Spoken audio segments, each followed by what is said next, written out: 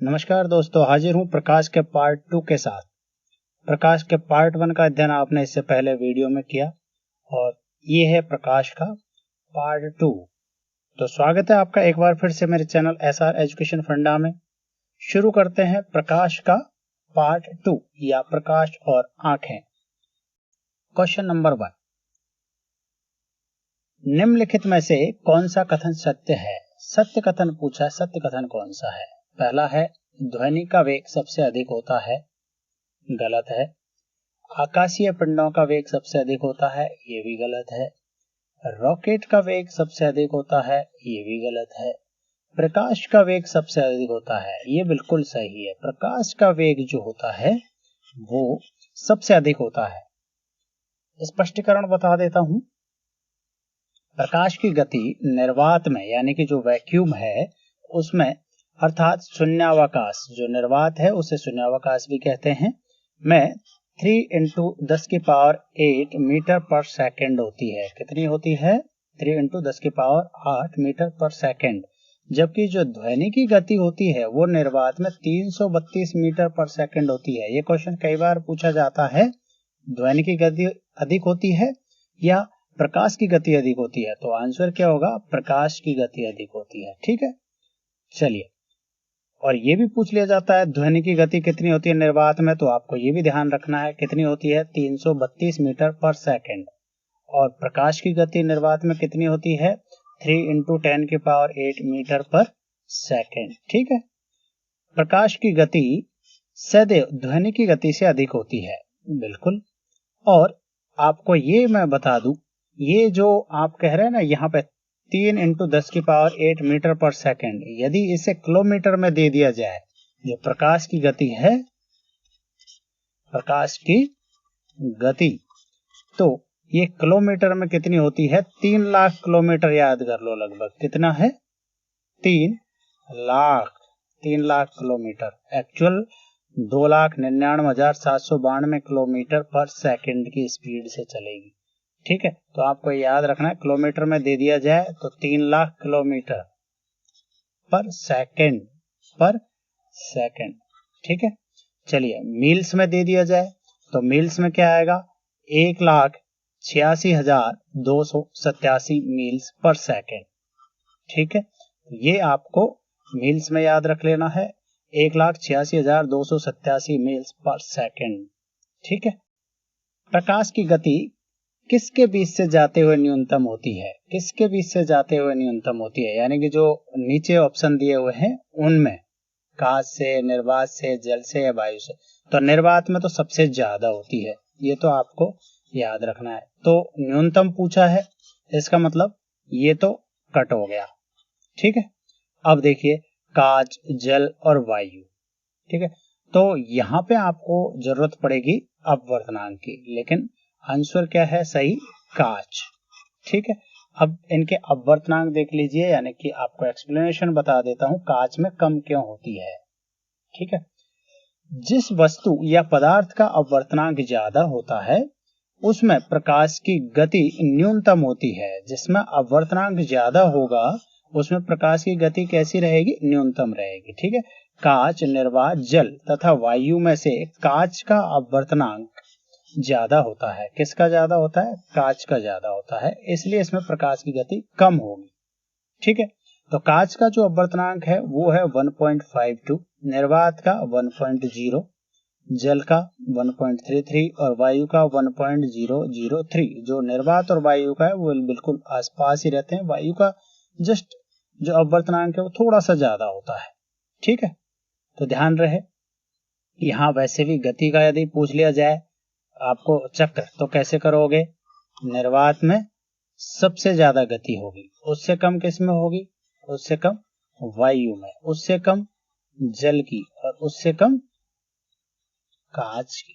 ठीक है, तो कांच में जो गति है प्रकाश की वो क्या है? सबसे कम होगी। ठीक है, तो आंसर हो जाएगा आपका, क्या हो जाएगा? कांच। ठीक है, चलिए। सूर्य के प्रकाश को धरती की सतह पर पहुंचने में लगने वाला समय है। सूर्य के प्रकाश को धरती पर पहुंचने में कितना समय लगता है? तो आपने पढ़ा होगा ये लगता है 8.5 मिनट, ठीक है, 8.5 मिनट के लगभग, 8.5 मिनट, ठीक है। देखिए क्या है, सूर्य के प्रकाश को पृथ्वी की सतह पर पहुंचने में 500 सेकंड लगते हैं। कई बार सेकंड में भी दे दिया जाए तो आपको ये भी ध्यान रखना है कितने लगते हैं, 500 सेकंड से लगते हैं, ठीक है, जिसे मिनट में बदलने पर लगभग 8.5 मिनट आता है। कितना आता है, 8.5 मिनट आता है।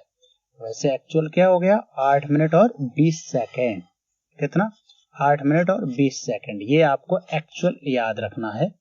यदि आपको ऑप्शन में दे दिया जाए, ये 8.3 मिनट मैंने क्यों लिखा है, मान लो ऑप्शन में आपको 8.5 मिनट भी दे रखा है और 8.3 मिनट भी दे रखा है, तो सही आंसर कौन सा होगा, ज्यादा आंसर बिल्कुल जो नजदीक है आंसर के वो क्या है, 8.3 मिनट।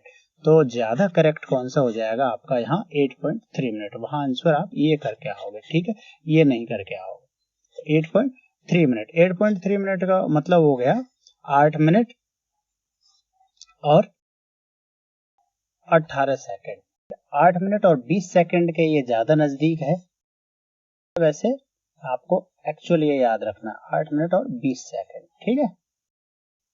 चलिए, प्रकाश तरंगों के वायु से कांच में जाने पर जो चर यानी वेरिएबल्स प्रभावित होते हैं वह है किससे, यहाँ देखो क्या दे रखा है, वायु से कांच में, है ना, यानी कि वायु क्या है, वायु क्या है आपका, प्रकाशिक विरल है। क्या है, प्रकाशिक विरल, यानी इसमें प्रकाश की गति ज्यादा होगी। और कांच जो है वो क्या है, वो सघन है, तो इसमें जो गति है प्रकाश की वो क्या होगी, कम होगी। तो जब वायु से, ये वायु है और यहां से किरण जब कांच में प्रवेश करेगी, तो यहां देखिए, ये जब वायु से किरण कांच में प्रवेश करेगी तो किधर मुड़ जाएगी, किधर मुड़ेगी, अभिलंब की ओर मुड़ जाएगी, ठीक है, जानी चाहिए थी सीधी, लेकिन किधर मुड़ेगी, ये अभिलंब की ओर मुड़ जाएगी। क्योंकि तो अभिलंब की ओर मुड़ेगी, इसका मतलब क्या होगा, इसका मतलब होगा इसकी गति धीमी पड़ जाएगी, है ना, तो गति में अंतर आ जाएगा, है ना, दिशा में अंतर आ जाएगा, और इसकी जो तरंग दैर्ध्य है वो भी चेंज हो जाएगा, लैम्डा, ठीक है।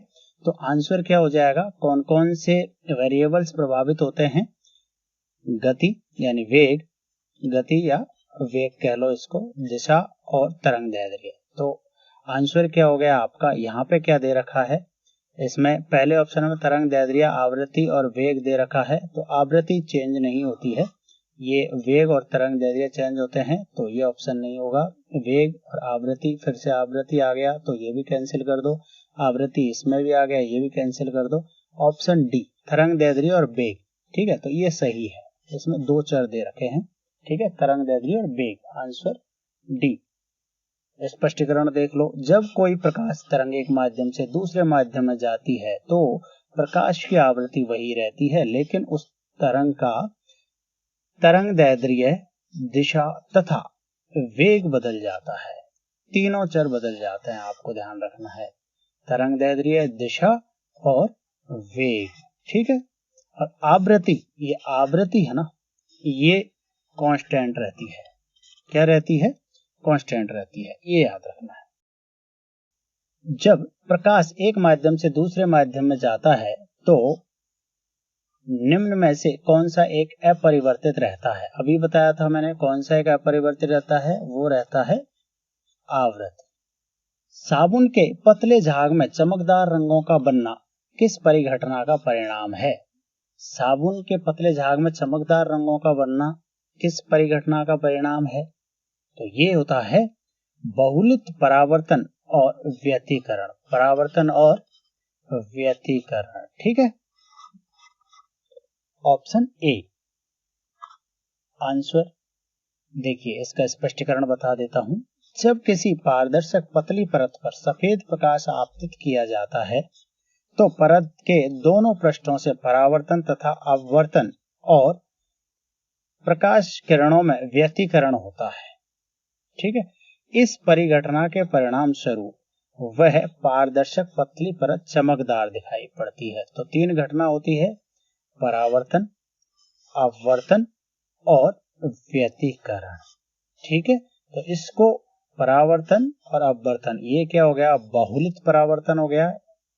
ठीक है, और व्यतिकरण, ये घटना यहाँ होती है। इसलिए ये जो बुलबुले हैं झाग के, वो कैसे दिखाई देते हैं आपको, रंगीन दिखाई देते हैं, चमकदार दिखाई देते हैं। प्रकाश तंतु, ऑप्टिकल फाइबर, जिस सिद्धांत पर काम करता है वह है, जो प्रकाश तंतु है, ऑप्टिकल फाइबर्स जो होती हैं, जो आपके आजकल इंटरनेट वगैरह के केबल्स में जो लगती है ना, वो किस सिद्धांत पर काम करती है, जिससे डेटा बहुत फास्ट स्पीड से आपके मोबाइल में इंटरनेट के रूप में ट्रांसफर हो जाता है, वो क्या है, वो है पूर्ण आंतरिक परावर्तन। कौन सी टेक्नोलॉजी पर, कौन से सिद्धांत पर काम करती है, पूर्ण आंतरिक परावर्तन पर। स्पष्टीकरण बता देता हूं।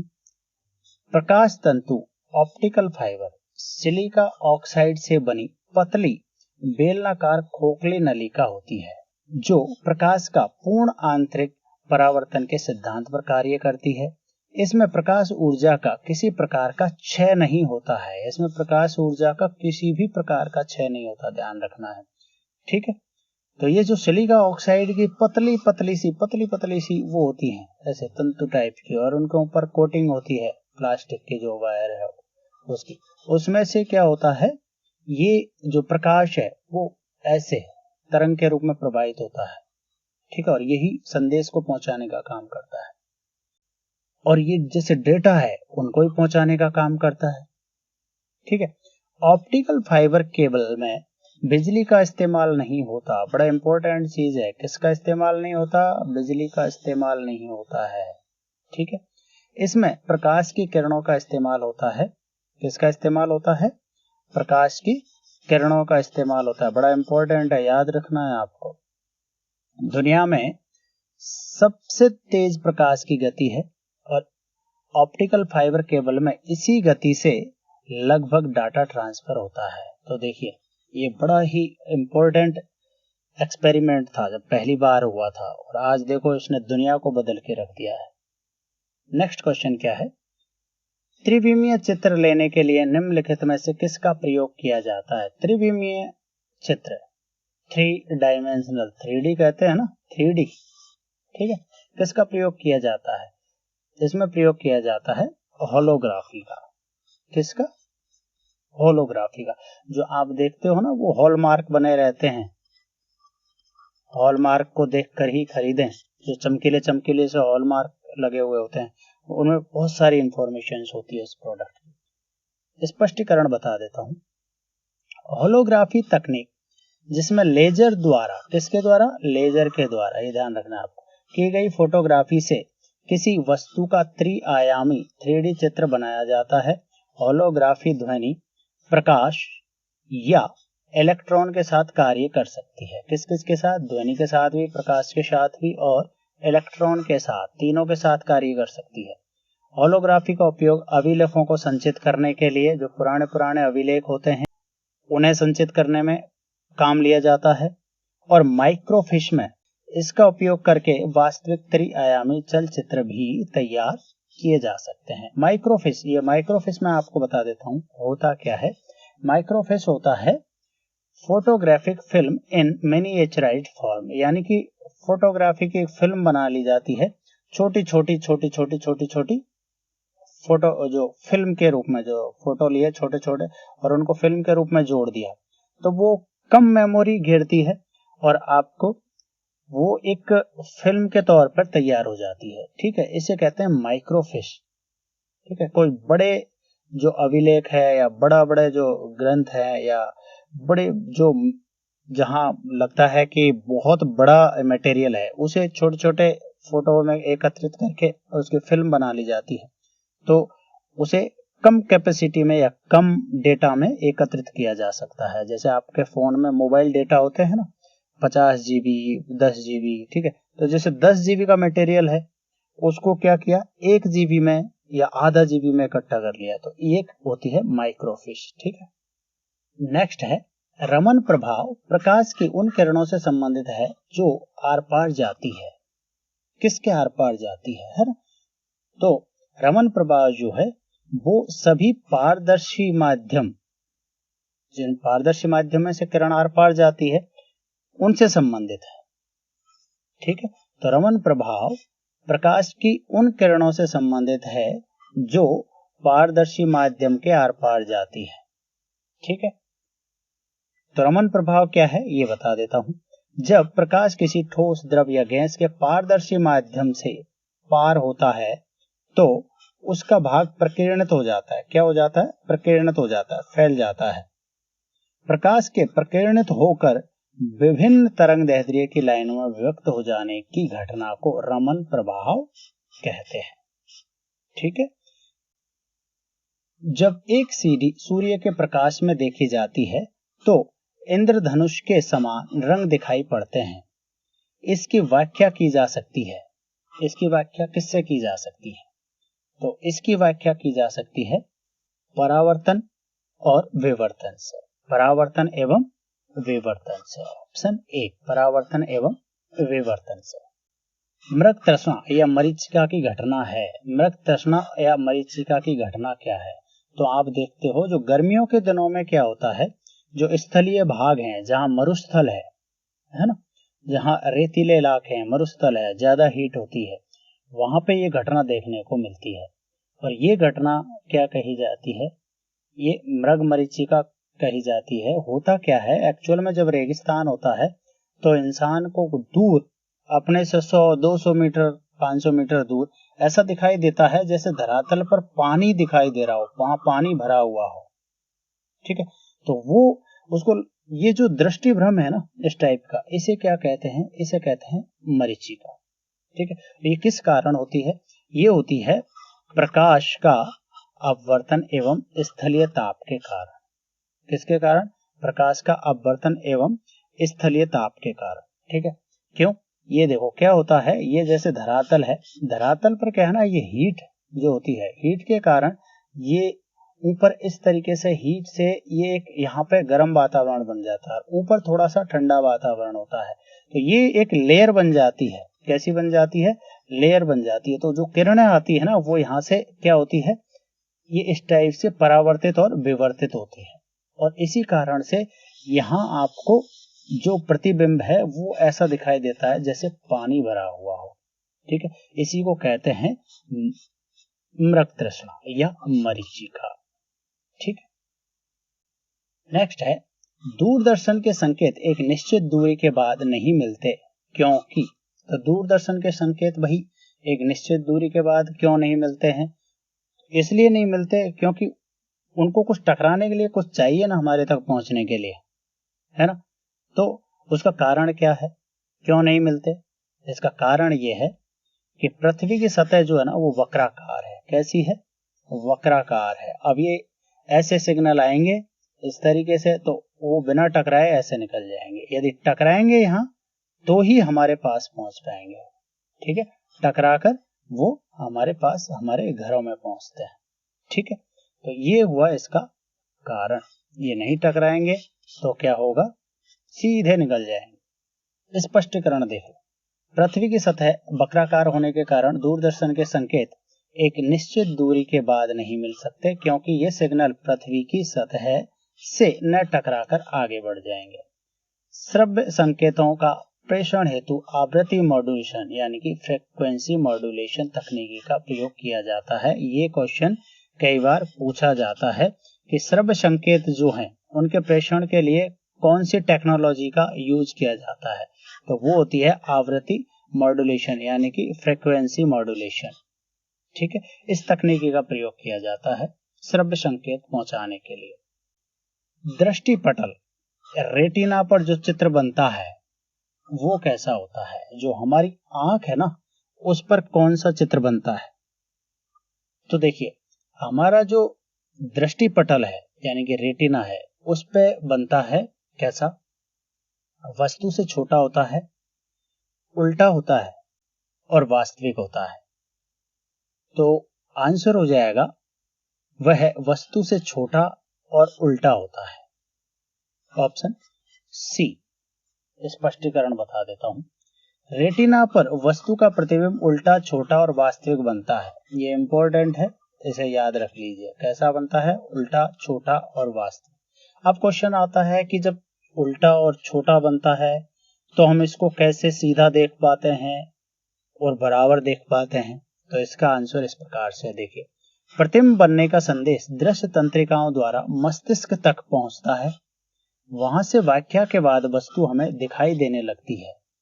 यद्यपि वस्तु का प्रतिबिंब उल्टा होता है, लेकिन अनुभव के आधार पर यह हमें सीधा दिखाई पड़ता है। तो ये जो अनुभव है ना, ये बड़ी चीज है। किसके आधार पर दिखाई देता है? अनुभव के आधार पर सीधा दिखाई देता है। ठीक, चलिए नेक्स्ट क्या है? क्या मुख्य कारण है कि एक आंख की अपेक्षा दो आंखों का होना अधिक उपयुक्त है? तो ये बड़ा अच्छा क्वेश्चन है भाई। एक आंख की अपेक्षा दो आंखों का होना जो है वो अधिक उपयुक्त है। कैसे? क्या दो आंखों के कारण रंग आसानी से पहचाने जा सकते हैं? नहीं, ये तो एक आंख से भी पहचाने जा सकते हैं। दो आंखों के कारण हम अंधेरे व हल्के प्रकाश में आसानी से देख सकते हैं? नहीं, एक आंख से भी हम देख सकते हैं अंधेरे में। इसी कारण मोजेक विजन द्वारा मनुष्य देख सकता है, तो ये भी कारण नहीं है। इस कारण से दूरी व गहराई का सटीक एहसास होता है। ये बिल्कुल सही है। जब एक आंख से देखेंगे ना हम, यदि एक आंख है और उससे हम देखना चाह रहे हैं तो उससे हमें एक सटीक डिस्टेंस का पता नहीं चलेगा, और वहां गहराई कितनी है, जो डेप्थ है ना, वो कितनी है उसका पता नहीं चलेगा। तो यह आंसर आपका सही हो जाएगा। दो आंख होने के कारण हम गहराई और दूरी दोनों को सटीकता से देख सकते हैं। स्पष्टीकरण बता देता हूं और स्पष्ट हो जाएगा आपको। एक नेत्र की बजाय दो नेत्र होने से हमें अनेक लाभ हैं। ये हाँ है, कर लीजिए यहाँ पे, अनेक लाभ हैं। इससे हमारा दृष्टि क्षेत्र विस्तृत हो जाता है। मानव के एक नेत्र का दृष्टि क्षेत्र 150 डिग्री होता है। बड़ा इंपॉर्टेंट है, याद रखना। एक जो नेत्र है उसका दृष्टि क्षेत्र कितना होता है? 150 डिग्री। ठीक है, जबकि जो दो नेत्र हैं उनका दृष्टि क्षेत्र कितना होता है? 180 डिग्री। तो ध्यान रखिए, दो नेत्र जब होते हैं हम 180 डिग्री देख सकते हैं आंखों के दोनों ओर। ठीक है, एकदम। और एक से 150 डिग्री, तो हुआ ना फायदा, ज्यादा विजन मिल गया आपको, दृष्टि क्षेत्र ज्यादा मिल गया दो आंखों से। दूसरा, तो वास्तव में किसी मंद प्रकाशित वस्तुओं के संसूचन के सामर्थ्य एक की बजाय दो संसूचकों से बढ़ जाता है। ठीक है, तो दो आंखों से बेहतर तरीके से देख सकते हैं। एक नेत्र बंद कीजिए, आपको संसार चपटा व द्विबिंब लगेगा। कैसा लगेगा?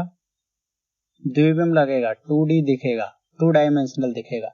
और दोनों नेत्रों से देखेंगे तो आपको संसार की वस्तुओं में गहराई की तीसरी विमावी नजर दिखाई देगी, यानी कि आपको 3D दिखाई देगी। ठीक है, तीसरी विमा कैसी? गहराई, यानी डेप्थ कितनी है उसकी, मोटाई कितनी है। ठीक है, क्योंकि हमारे नेत्रों के बीच कुछ सेंटीमीटर का पृथक्कन होता है, कुछ सेंटीमीटर की दूरी होती है, इसलिए प्रत्येक नेत्र किसी वस्तु का थोड़ा सा भिन्न प्रतिबिंब देखता है। हमारा मस्तिष्क दोनों प्रतिबिंबों का संयोजन करके एक प्रतिबिंब बना देता है, और वो जो प्रतिबिंब बना देता है उससे हमें लगभग 3D चित्र दिखाई देते हैं। अच्छी सटीकता से गहराई की पहचान होती है, डेप्थ की और दूरी की। ठीक है, अब एक शिकारी जानवरों का देखिए आप। शिकारी जानवरों में क्या होता है? शिकार करने वाले जंतुओं के दो नेत्र उनके सिर पर विपरीत दिशा में होते हैं। विपरीत दिशा में क्या होते हैं? ये देख लीजिए।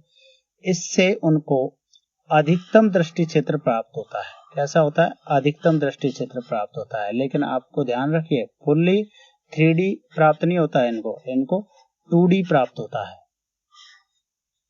ठीक है, 2 डायमेंशनल टाइप का प्राप्त होता है। हालांकि क्योंकि शिकार करना होता है तो इनको ज्यादा वाइड एंगल पर देखना होता है, अधिकतम दृष्टि क्षेत्र प्राप्त हो जाता है। इसलिए शिकारी जो जानवर होते हैं उनके नेत्र जो होते हैं वो विपरीत दिशा में होते हैं। चलिए नेक्स्ट क्या है? सूर्य ग्रहण के दौरान सूर्य को नग्न आंखों से देखने से आंख में अपरिवर्तनीय क्षति पहुंचती है। रेटिना का जलना सूर्य की किरणों के निम्न घटकों में से किस एक के कारण होता है? किसके कारण होता है बताइए? ये होता है अल्ट्रावायलेट प्रकाश के कारण। किसके कारण? UV rays. ठीक है, ये आपको ध्यान रखना है, यूवी रेज के कारण। स्पष्टीकरण बता देता हूं। पूर्ण सूर्य ग्रहण के दौरान जब सूर्य का बाह्य प्रभामंडल चंद्रमा से पूरी तरह ढक जाता है, उस समय सूर्य को नंगी आंखों से देखा जा सकता है। परंतु आंशिक सूर्य ग्रहण या आंशिक वलयाकार या पूर्ण सूर्य ग्रहण के आंशिक चरण को नंगी आंखों से देखना सुरक्षित नहीं है, क्योंकि इस दौरान सूर्य से निकलने वाली उच्च तरंग दैर्ध्य की परावैंगनी अल्ट्रावायलेट किरणें विकिरण से आंखों को अपरिवर्तनीय क्षति पहुंच सकती है या पहुंचती है। तो ये ध्यान रहे, उच्च तरंग दैर्ध्य की परावैंगनी किरणें जो होती हैं, विकिरण, परावैंगनी विकिरण, अल्ट्रावायलेट रेज, वो आंखों को क्षति पहुंचा सकती है जब आंशिक सूर्य ग्रहण हो या आंशिक चरण में हो या वलयाकार सूर्य ग्रहण हो। ठीक है, चलिए नेक्स्ट क्या है? वायुमंडल में प्रकाश के विसरण का कारण है। वायुमंडल में प्रकाश के विसरण का क्या कारण है? तो वायुमंडल में क्या होता है, बहुत सारे धूल के कण होते हैं। वो धूल के कण क्या करते हैं, प्रकाश को बिखेर देते हैं। आपने टिंडल प्रभाव जैसे पढ़ा है ना, वही उसी टाइप की चीज है। ठीक है, तो आंसर क्या है? धूल के कण। धूल के कणों के कारण वायुमंडल में प्रकाश क्या होता है, विसरित हो जाता है या प्रकिरणित हो जाता है। निम्नलिखित में से प्राथमिक रंग कौन से हैं? प्राइमरी कलर कौन से हैं? मैं आपको हिंट बता देता हूं, BGR, ये होते हैं प्राइमरी कलर, ब्लू, ग्रीन और रेड। ठीक है, तो आंसर कौन सा हो गया? ब्लू, ग्रीन और रेड, ऑप्शन ए। निम्नलिखित में से किस रंग का तरंग दैर्ध्य सबसे लंबा होता है? तो सबसे लंबा जो तरंग दैर्ध्य होता है वो होता है लाल रंग का। किसका होता है? लाल रंग का। चलो आपको स्पष्टीकरण बता देता हूं। रंग याद रखने का तरीका है विबग्योर, जो इनका सीरियल नंबर है, या आप इस तरीके से कह सकते हो कि लैम्डा जो तरंग दैर्ध्य है वो इसी क्रम में बढ़ती है, V से R की ओर। किधर? V से R की ओर ऐसे बढ़ती है। ठीक है, V का मतलब है वॉयलेट कलर।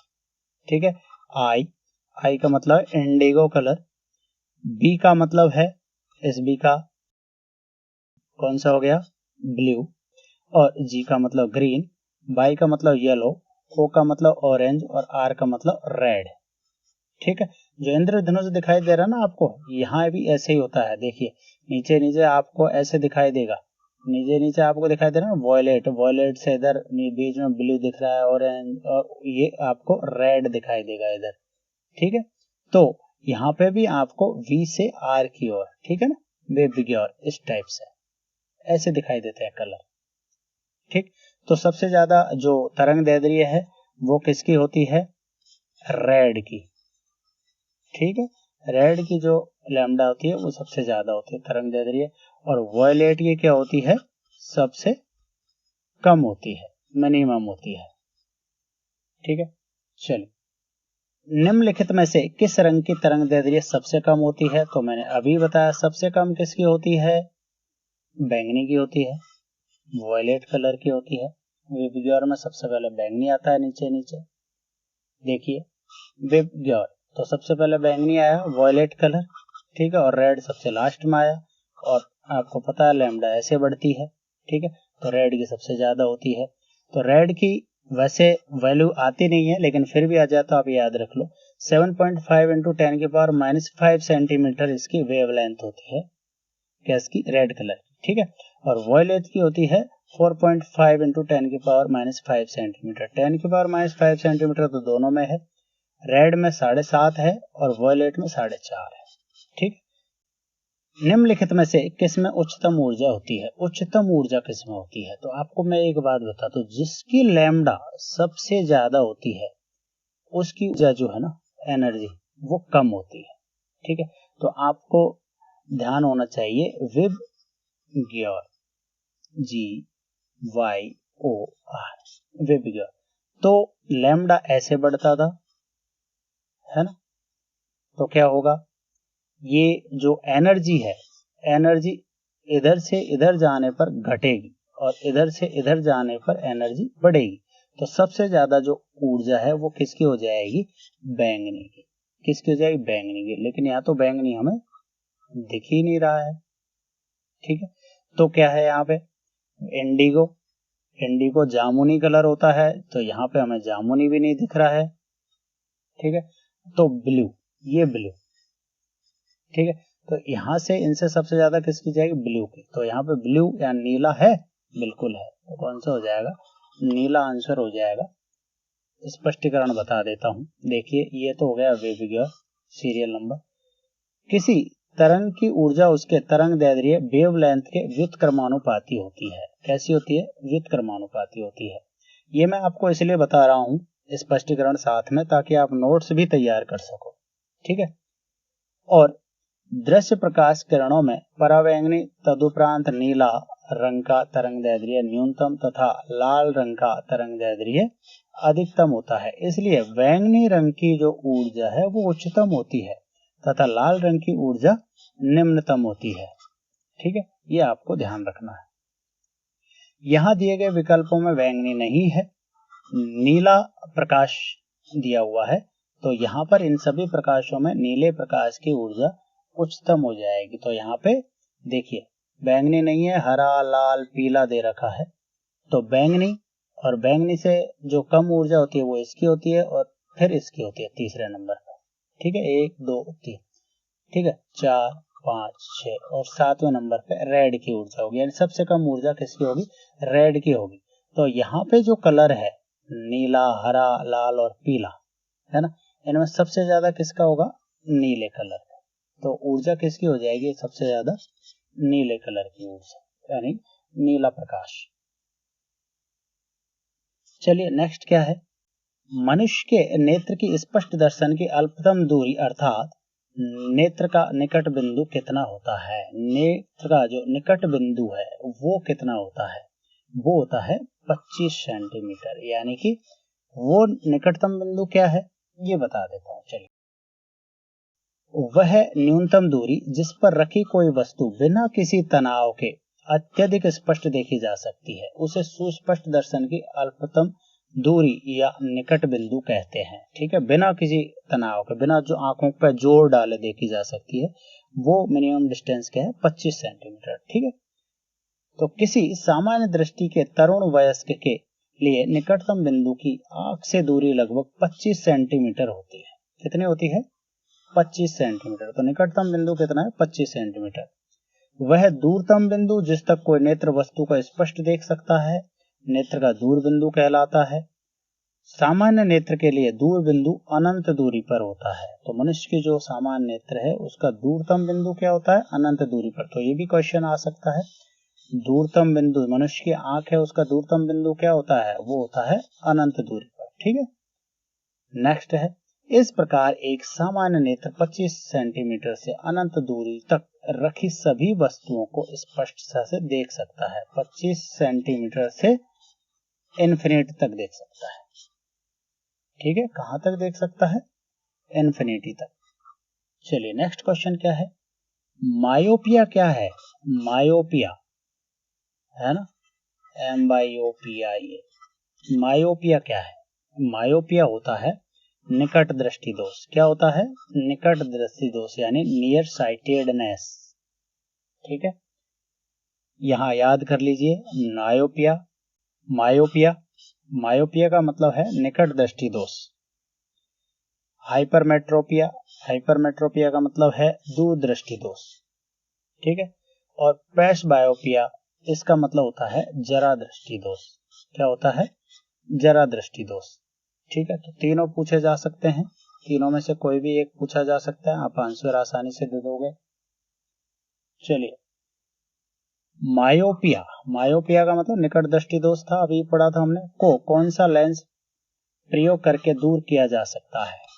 तो मायोपिया को कौन सा लेंस प्रयोग करके दूर किया जा सकता है, इसके लिए यूज करना पड़ता है आपको अवतल लेंस। कौन सा, अवतल लेंस, या इसको कहते हैं कॉनकेव, ठीक है, कॉनकेव लेंस।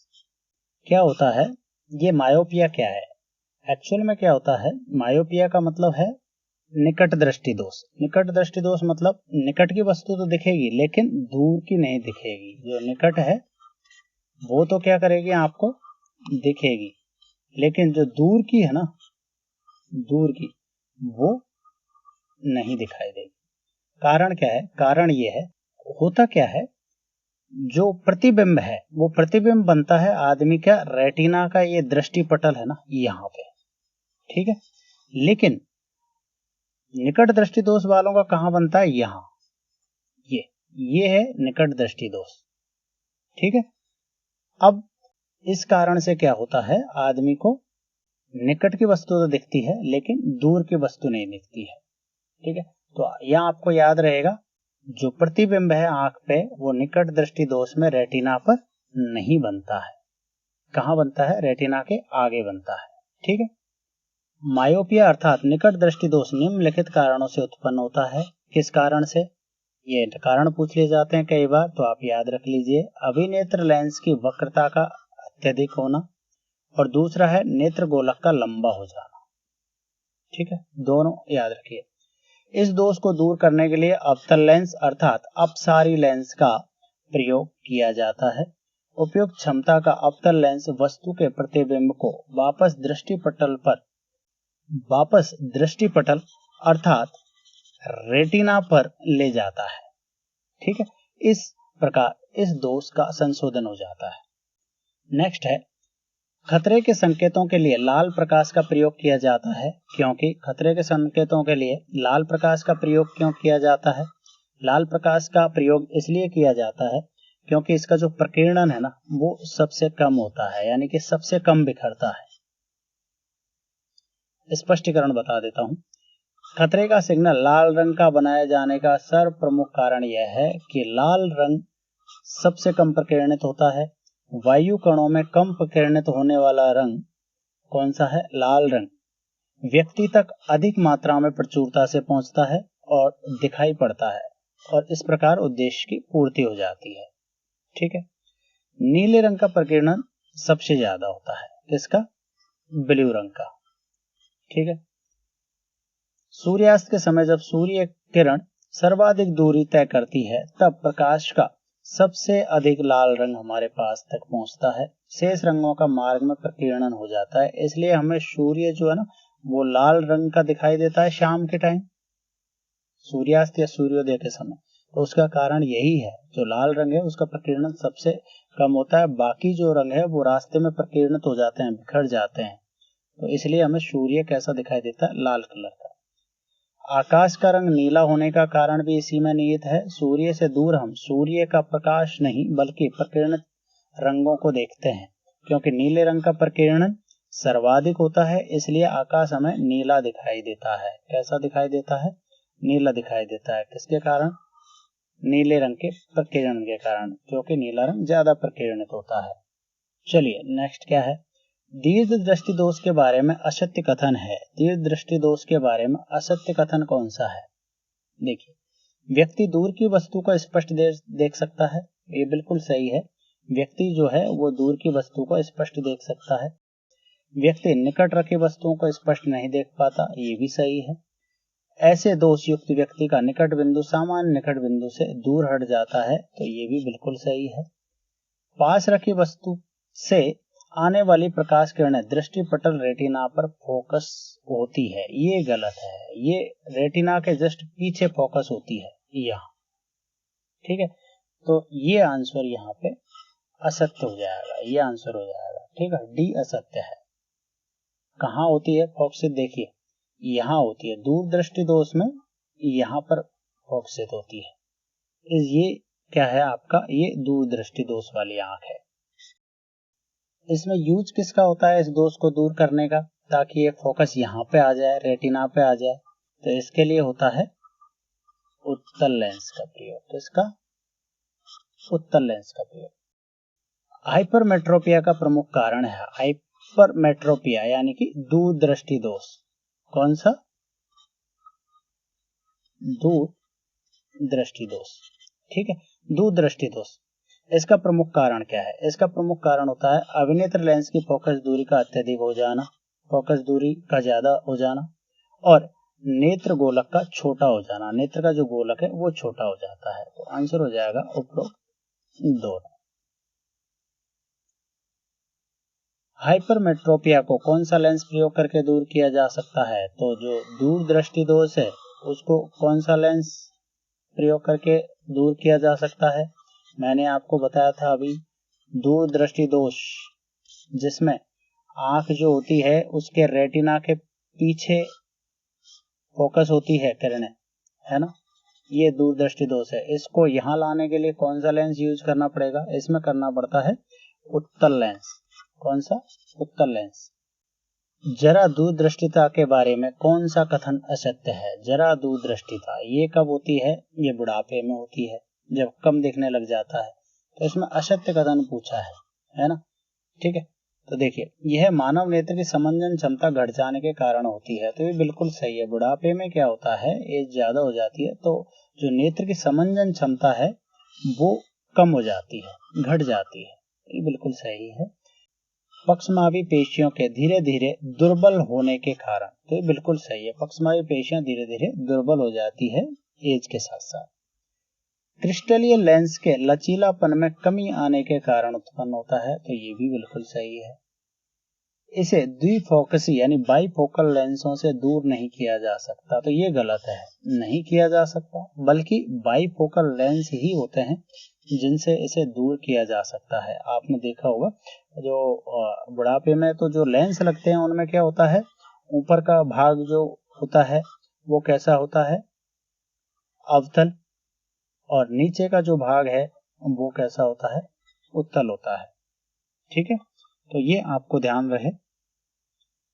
द्विफोकसी लेंस जो होते हैं, बाइफोकल लेंस, उनसे जरा दूरदृष्टिता जो होते हैं, जो प्रेसबायोपिया, उसे दूर किया जा सकता है।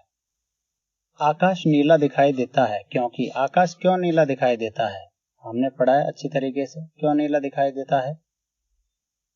लघु तरंग दैर्ध्य तरंगों का वायुमंडल में अधिक प्रकीर्णन होता है। जो कम तरंग दैर्ध्य की किरणें हैं उनका अधिक प्रकीर्णन होता है। जो ब्लू जो है वो हमें दिखाई देता है प्रकाश, क्योंकि ब्लू जो है उस रंग का प्रकीर्णन सर्वाधिक होता है। अंतरिक्ष यात्री को आकाश का रंग कैसा दिखाई देता है? अंतरिक्ष यात्री को आकाश का रंग काला दिखाई देता है। कैसा दिखाई देता है? काला। तो यदि आपसे पूछा जाए आकाश का रंग कैसा होता है, वो होता है काला। समुद्र नीला क्यों प्रतीत होता है? समुद्र नीला इसलिए प्रतीत होता है, वही कारण है प्रकीर्णन, और दूसरा जो जल है उसकी सतह उसके द्वारा परावर्तन। ठीक है, तो आंसर हो जाएगा आकाश के परावर्तन तथा जल के कणों द्वारा प्रकाश का प्रकीर्णन। कार में दृश्य अवलोकन के लिए किस प्रकार के शीशे का प्रयोग होता है? दृश्य अवलोकन के लिए जो पीछे जो दृश्य देखने के लिए जो शीशे लगाए जाते हैं उनमें स्पष्टीकरण बता देता हूं। उत्तल दर्पण द्वारा प्रतिबिंब सीधे वस्तु से छोटे बनते हैं। कैसे बनते हैं? सीधे बनते हैं और वस्तु से छोटे बनते हैं, तो पीछे का बड़ा एरिया कवर करते हैं। इसके द्वारा काफी बड़े क्षेत्र की वस्तुओं का प्रतिबिंब एक छोटे से क्षेत्र में बन जाता है। इस प्रकार उत्तल दर्पण की दृष्टि क्षेत्र अधिक होता है, इसलिए इसे मोटर वाहनों तथा बसों व कारों में चालक के बगल में लगाया जाता है। तो बसों व कारों में चालक के बगल में जो दर्पण लगा होता है वो कौन सा होता है? वो होता है उत्तल दर्पण। ठीक है, कौन सा? उत्तल दर्पण। धूप से बचने के लिए छाते में रंग संयोजन निम्न में से कौन सा उचित होता है? तो आपको याद रखना है, ऊपर कैसा होना चाहिए? सफेद होना चाहिए। कैसा होना चाहिए? ऊपर सफेद कलर होना चाहिए। तो इनमें से आंसर हो जाएगा आपका ऊपर उजला और नीचे काला। आंसर बी सही हो जाएगा। स्पष्टीकरण बता देता हूं। श्वेत रंग प्रकाश का पूर्णतः परावर्तक है, जिससे बहुत कम मात्रा में ऊष्मा अवशोषित होती है। तो ये पूरी तरह परावर्तित कर देता है, तो बहुत कम मात्रा में ऊष्मा अवशोषित करता है, तो आपको छाते के नीचे गर्मी नहीं लगेगी। छाते की ऊपरी सतह सफेद होने से ही गर्मी में धूप से बचा जा सकता है। जब दो समानांतर दर्पणों के बीच कोई वस्तु रख दी जाती है तो बनने वाले प्रतिबिंबों की संख्या होती है। यदि दो पैरेलल ये दर्पण है, ठीक है, इनके बीच में कोई वस्तु रख दी जाती है तो इसके कितने प्रतिबिंब बनेंगे? तो देखो एक इधर जाएगा, इधर से रिफ्लेक्ट होकर इधर भी बनेगा, और इधर से जो जा रहा है इसका, इधर से रिफ्लेक्ट होकर इधर भी बनेगा, ऐसे इसका इधर ऐसे बनते ही रहेंगे और ये सिलसिला चलता रहेगा। तो कितने बनेंगे? अनंत। ठीक है, अनंत।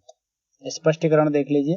दो समानांतर दर्पण के बीच यदि कोई वस्तु रख दी जाए तो बनने वाले प्रतिबिंब की संख्या अनंत होती है, क्योंकि प्रत्येक प्रतिबिंब परावर्तित होकर एक नया प्रतिबिंब बनाता है और इस तरह यह क्रम चलता रहता है।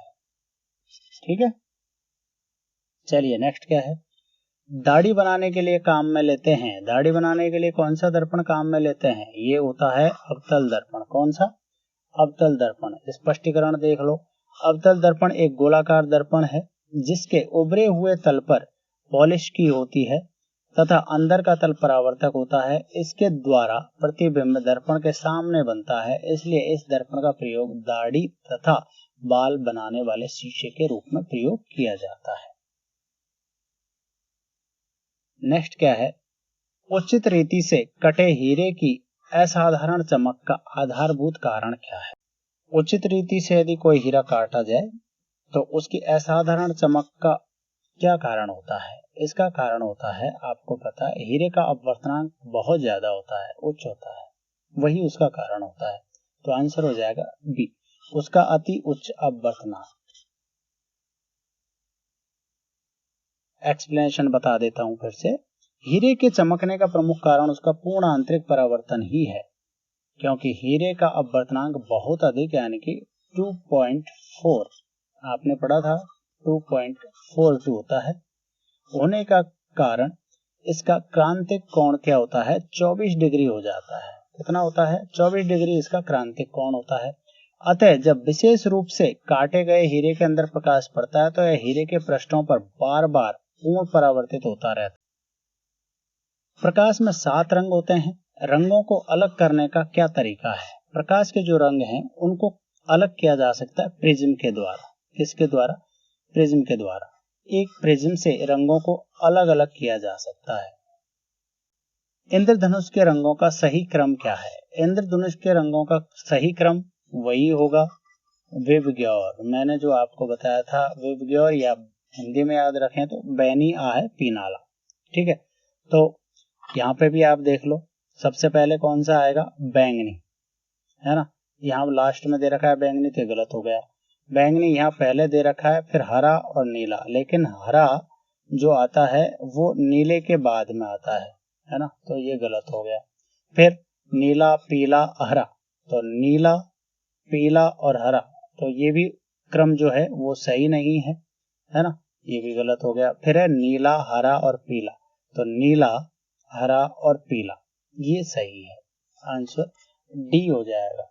देखिए, परावर्तन, पूर्ण आंतरिक परावर्तन तथा अपवर्तन द्वारा वर्ण विक्षेपण का सबसे अच्छा उदाहरण आकाश में वर्षा के बाद दिखाई देने वाला इंद्रधनुष है। तो ये आपको याद रखना है, बड़ी इंपॉर्टेंट लाइन है। परावर्तन, पूर्ण आंतरिक परावर्तन तथा अपवर्तन द्वारा वर्ण विक्षेपण का सबसे अच्छा उदाहरण आकाश में वर्षा के बाद दिखाई देने वाला इंद्रधनुष है। विभिन्न रंगों के आधार पर इसका सही क्रम बैंगनी, जामुनी, नीला, हरा, पीला, नारंगी और लाल है, जिसे विबग्योर से संक्षिप्त में याद रख सकते हैं। तो यहाँ पे आंसर क्या हो जाता है आपका? नीला, हरा और पीला। ये देखो इंद्रधनुष दिखाई दे रहा है आपको। वह वैज्ञानिक कौन थे जिन्होंने सर्वप्रथम सूर्य का स्पेक्ट्रम प्राप्त करने के लिए कांच के प्रिज्म का उपयोग किया? तो कांच के प्रिज्म का जो उपयोग किया था पहली बार, वो किया था सर आइजैक न्यूटन ने। किसने? न्यूटन ने। ठीक है। मृग तृष्णा उदाहरण है। मृग तृष्णा किसका उदाहरण है? मृग तृष्णा उदाहरण है पूर्ण आंतरिक परावर्तन का। किसका? पूर्ण आंतरिक परावर्तन का। गर्मियों के मौसम में रेगिस्तान में मरीचिका का कारण पूर्ण आंतरिक परावर्तन है। गर्मियों की दोपहर में रेगिस्तान में यात्रियों को कुछ दूरी पर पानी होने का भ्रम हो जाता है। यह एक दृष्टि भ्रम है और इसी को कहते हैं मरीचिका, मृग तृष्णा या मृग मरीचिका। ठीक है, चलिए दोपहर में 12 बजे किस दिशा में इंद्रधनुष दिखाई देता है? तो दोपहर के 12 बजे में भाई सूर्य जो है आपके एकदम ऊपर होता है, तो उस सिचुएशन में इंद्रधनुष कहाँ दिखाई देगा? उस सिचुएशन में इंद्रधनुष दिखाई ही नहीं देगा, तो नहीं देख सकते।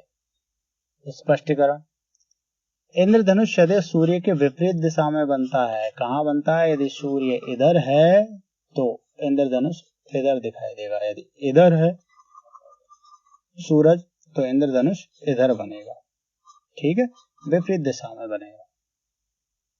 तो दोपहर 12 बजे सूर्य सीधे सिर के ऊपर होता है, अतः प्रकाश का अपवर्तन वर्षा की बूंदों में नहीं हो पाता और इंद्रधनुष में दिखाई नहीं पड़ता। नेक्स्ट है, पानी में वायु का बुलबुला जिसकी भांति व्यवहार करेगा वह है। पानी में जो वायु का बुलबुला है वो किसकी भांति व्यवहार करता है? तो पानी में जो वायु का बुलबुला है ना, उसका ध्यान रखना आपको। इस तरीके से उसका जो है पानी में भी एक ऐसे दो पृष्ठ बन जाते हैं बीच में, ठीक है। यहाँ से प्रकाश आया तो ये एक लेंस की भांति व्यवहार करता है। अब वो कौन से लेंस की भांति व्यवहार करता है? वो होता है उत्तल लेंस, ठीक है। जब भी आप बुलबुले में देखते हो तो छोटा प्रतिबिंब बन जाता है, ये है उत्तल लेंस। निकट दृष्टि दोष दूर करने के लिए निम्नलिखित में से कौन सा लेंस उपयोग में लाया जाता है? निकट दृष्टि दोष दूर करने के लिए कौन सा लेंस यूज किया जाएगा? उन्नतोदर, कॉन्वेक्स, नतोदर, कॉनकेव, वर्तुलाकार, सिलेंड्रिकल, या इनमें से कोई नहीं। तो देखिए हिंदी भी बड़ी टफ होती है, तो यहाँ पे निकट दृष्टि दोष, और निकट दृष्टि दोष को दूर करने के लिए, निकट दृष्टि दोष को दूर करने के लिए हमने पढ़ा था, निकट दृष्टि दोष को दूर करने के लिए अवतल लेंस का प्रयोग किया जाता है। किसका? अवतल लेंस का, है ना। तो अवतल लेंस क्या है? ये होता है कॉनकेव, ठीक है। हिंदी में कहें तो नतोदर, तो आंसर हो जाएगा आपका नतोदर या कॉनकेव।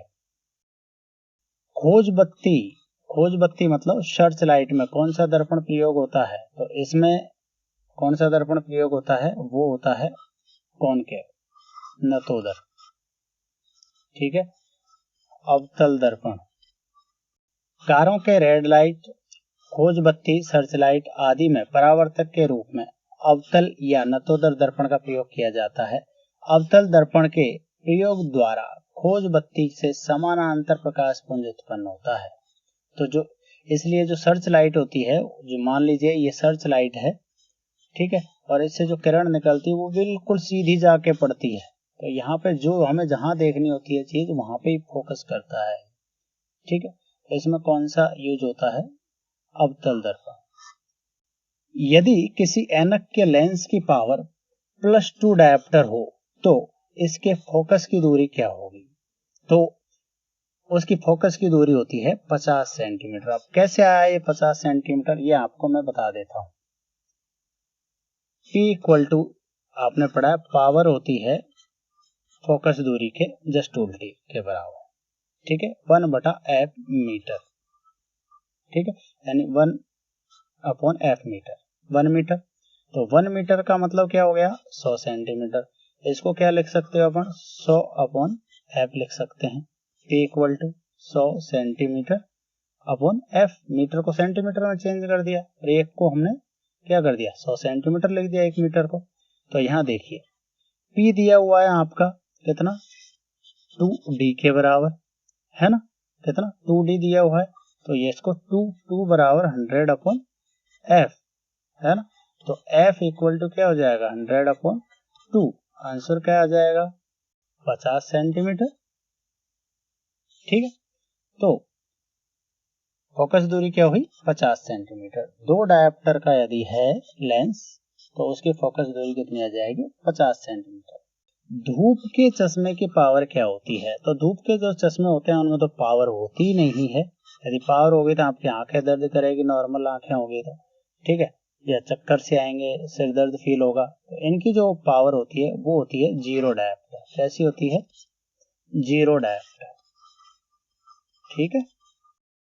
किसी अपारदर्शी वस्तु का रंग उस रंग के कारण होता है जिसे वह क्या करता है? परावर्तित करता है। तो आपको याद रखना है, कोई भी वस्तु जिस रंग को परावर्तित करती है हमें उसी रंग की दिखाई देती है। जो पेड़ होते हैं वो हरे रंग को परावर्तित करते हैं तो हमें कैसे दिखाई देते हैं, हरे पत्ते उनके दिखाई देते हैं, हरे रंग के दिखाई देते हैं। जब प्रकाश किरणें वस्तुओं पर आपतित होती है तो वे उनसे परावर्तित होकर हमारी आंखों पर पड़ती है और वस्तुएं हमें दिखाई देने लगती है। प्रकाश का परावर्तित भाग ही वस्तुओं का रंग निर्धारित करता है। आपको ये याद रखना है, प्रकाश का परावर्तित भाग ही वस्तुओं का रंग निर्धारित करता है। ठीक है, चलिए, एक रंगीन टेलीविजन में 3 आधारभूत रंगों के मिश्रण से रंग बनते हैं। यह रंग कौन से हैं? आधारभूत रंग जो होते हैं ना टेलीविजन में भी, वो वही होते हैं। कौन से होते हैं? Primary colour. कौन से? प्राइमरी कलर यानी प्राथमिक रंग। प्राथमिक रंग कौन से थे? मैंने बताया था आपको, VGR। कौन सा? VGR, नीला, हरा और लाल। ठीक है, नीला, हरा और लाल। यहां देखो है वो नीला, हरा और लाल है, लाल, हरा और नीला। Answer option B. जो रंगीन टेलीविजन प्रयुक्त होने वाली कैथोड किरण नलिका जो पहले आया करती थी, कैथोड रे ट्यूब, उनमें 3 प्रकार के जो फास्फोरस होते थे उनका प्रयोग होता था। किसके? फास्फोरस का। ये होते थे लाल, हरा और नीला, और यही 3 कलर निकालते थे और इन्हीं से आपको फिर वो टेलीविजन जो है वो रंगीन दिखाई देती थी। निम्न रंगों में विषम को पहचानिए। इनमें से विषम को पहचानिए। हरा, लाल, पीला और भूरा। क्या भूरा पढ़ा हमने विवग्योर में? नहीं पढ़ा, क्योंकि बैंगनी, इंडिगो, ये जामुनी है, ये बैंगनी है, ये नीला है, ये ग्रीन है, ये पीला है, येलो, ये ऑरेंज, नारंगी है, और ये रेड यानी लाल है। तो भूरा नहीं था, हरा, लाल, पीला तो था। तो ये क्या है? विषम है। प्रकाश 7 रंगों के प्रकाश से मिलकर बना है। यह कहने वाले प्रथम वैज्ञानिक कौन थे? तो यह कहने वाले वही थे जिन्होंने प्रिज्म का उपयोग किया था प्रकाश को विभक्त करने के लिए। ठीक है, तो ये कौन थे? ये थे न्यूटन। न्यूटन ने कहा था कि प्रकाश जो है वो कितने रंगों से बना हुआ है? 7 रंगों से बना हुआ है। जब लाल, नीले तथा हरे प्रकाश का पुंज एक स्थान पर पड़ता है तब प्रकाश का रंग हो जाता है। तो लाल, नीला और हरा, ठीक है, B, G और R, ये प्राथमिक कलर हैं। यदि ये एक जगह पड़ते हैं तो कैसा कलर निकलेगा? वो होगा सफेद कलर। यदि सारे प्राथमिक रंग एक प्रकाश पुंज के रूप में एक स्थान पर पड़े तो जो प्रकाश निकलता है फाइनली वो मिलता है हमें सफेद रंग। ठीक है, तो चलिए दोस्तों, ये हुआ आपका प्रकाश का पार्ट 2, या इसे कह सकते हैं आप प्रकाश और आंखें का पार्ट 2 कंप्लीट। हालांकि क्वेश्चंस बहुत सारे और हैं प्रकाश से रिलेटेड और हमारी आंखों से रिलेटेड, तो वो पूरे नहीं हो पाए हैं। मैं कोशिश करूंगा इसका पार्ट 3 लेकर आने की, क्योंकि क्वेश्चंस बहुत सारे हैं जो छूट गए हैं। तो चलिए मिलते हैं पार्ट 3 के साथ में। पार्ट 2 को यहीं समाप्त करते हैं। तो मिलते हैं नेक्स्ट वीडियो में।